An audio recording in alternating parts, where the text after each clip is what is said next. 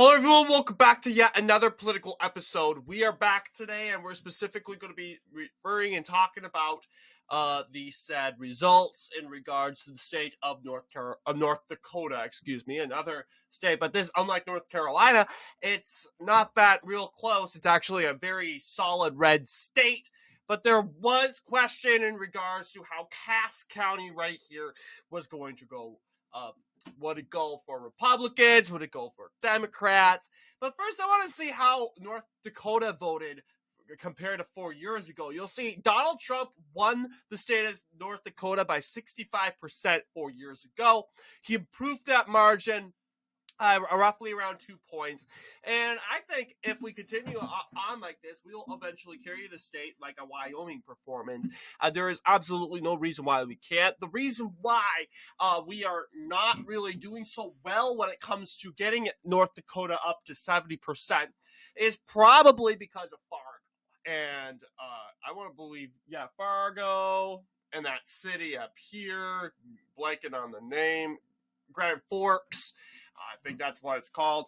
But yeah, it's mainly those cities, though. You'll see, comparing North Dakota, you'll see more rural areas have swung more Republican. For instance, this county has become more the most Republican county in the country. It went up, in the state, 90% for Republican Donald Trump. It's going to 90% for him, while the two Democrat counties up here, one of them is Slope and one of them is Sioux. I don't know. Slope and Sioux. I want to believe that's the names. Let's go ahead. We can actually do this, but this is much more quicker. No, never mind. Slope is another county in another state. I was off again. Rowlett County, which is right up here.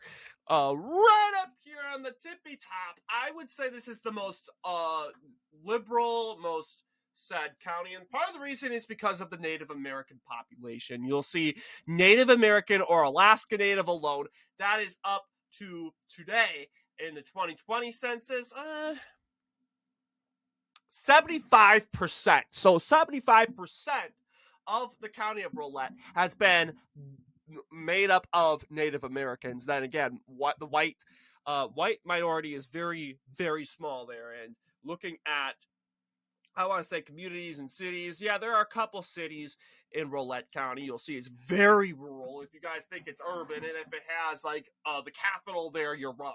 Absolutely wrong. It's a very rural county, pretty much dominated by Native Americans. But unlike the county of Menominee County in Wisconsin, they have consolidated cities. Well, not consolidated cities, but they have cities that aren't consolidated into county government. Yeah, they have their own cities, while Menominee County doesn't really have any cities. They just have that whole county as a reservation. But yes, you'll have multiple different cities, 1,223 people. Obviously, they're all Democrat voting cities. Yes, Rowlett has been a very reliably Democratic county voting since 1956. It voted for Eisenhower along with all the other counties in North Dakota by 65%. That's because, Eisenhower has been a huge reformer in his New Deal beliefs. Then again, he was also moderately conservative. Also, there was also Sioux County, which actually is now the most liberal, 67% right here. Actually, now it's 68%. That improved in the 1 percentage range from 2020. So that was amazing. No one lives here either. 3,000 people live here. And then again, very, very, very small county. Yeah, this city, these are consolidated cities too, I want to believe. Yeah, I believe they're consolidated. You got Fort Yates, Selfridge, and Solon. Those are the two cities. And obviously, demographic-wise, they have been, it's overwhelmingly Native American. So this is why we have these two counties right up here. They're Native American counties. This county right here is Native American also, but that Native American county has swung over more to the right over the last couple of years. Sure, yeah, it's joining the two urban counties right over here. One, like Cass County, has an urban city called, as you know, Fargo. And then there's Grand Forks. But yes, this county's pretty rural. It just has a decisive Native American population that ultimately impacts the said Native American county as a whole. But as you know, we were right. And I think we should give ourselves a pat on the back, because certainly we did not know if I had some doubts on Cass County. Cass County is the third most liberalist county in South Dakota, the first and the most liberal urban Democrat county in North Dakota. It's not even a Democrat county, but as you can see in recent years, Donald Trump barely won Cass County by 2 points in 2020, and thanks to a third-party performance, you could say. Maybe Joe Jorgensen helped Trump out, helped Biden out a little bit. Or you can make the argument that Huey, whatever that guy, Huey name, that Green Party candidate, the Green Party candidate, who is, I want to believe, is Huey. But yes, Huey went out, and yeah, that kind of hurt Biden a little bit. You can make that argument either way. But then again, Donald Trump made a huge performance, performing 53% in Cass County, which is amazing compared to, like, let's just say the 2022 United States Senate, United States House of Representative elections. It's felt kind of great concern for Republicans. Why do I say that? Because Cass County went to not the Democratic candidate, but it went to the independent, which I found very concerning. You got Kelly Armstrong defeating Kara Mund, who ran as an independent with a left-wing, of course, views, and she aligned herself with the Democratic NPL, the Democratic Nonpartisan League in North Dakota. Then again, the only two states, the other being Minnesota, not to have the official Democratic Party as the major party in the state. But you get what I am saying. Like I'm saying here, it is one of the only two state Democratic Party affiliates to have a different name from the Central Party, the other being the neighboring Minnesota Democratic Farmer Labor Party. Yeah, I just want to read that. But yes, turnout went down in that election. I understand why. No one really cares about the House race. You kind of want to care. This is in other words, a competitive. It's a solid red state. I mean, you are more concerned about the governor's race. But yes, you get what I'm saying. Cass County, which avoided Kelly Armstrong, and Kelly Armstrong was strong. I mean, he pulled out almost 70%, and a lot of that came from Fargo. So you would think, all that stuff, people loved Kelly Armstrong, but immediately when you take partisan politics out of it, you put an independent in there who doesn't really have a political lineage, you'll see that Armstrong's starting to have some problems.